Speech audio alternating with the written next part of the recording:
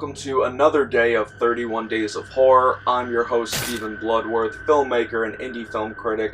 Thank you so much for coming by. When it comes to horror, it seems that some fans just want more every time. More gore, more nudity, more violence, more everything. It seems that now filmmakers have no limit to what they can't do.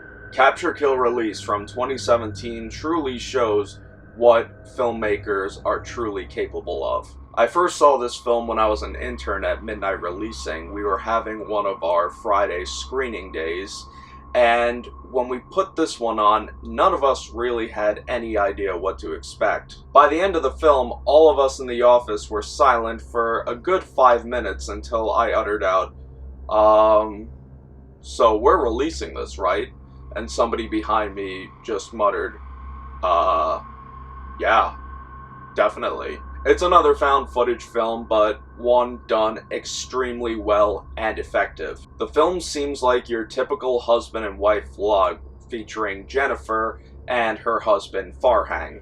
This couple has a extremely sick fantasy that they want to live out, where they basically capture somebody and make their own snuff film out of it. Throughout the film, we could see Jennifer and Farhang both preparing for the eventual murder. We see them buying supplies, setting up for the murder, and every now and then seeing the two of them bang each other out. There's even a scene where they're lying plastic wrap in the bathtub and they end up having sex on it.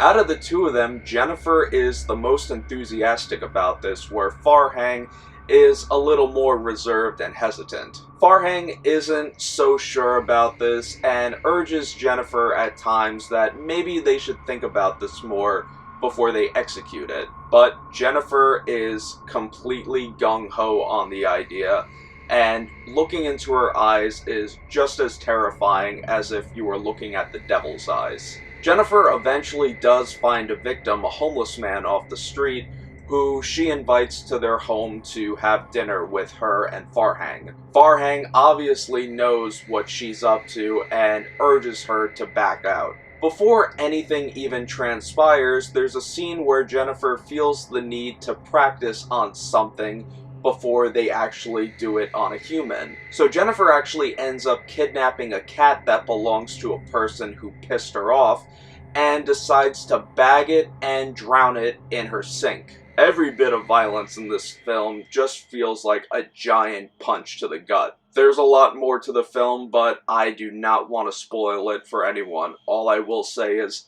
check it out for yourselves. Capture Kill Release is definitely an underrated and underlooked found footage and pseudo snuff masterpiece.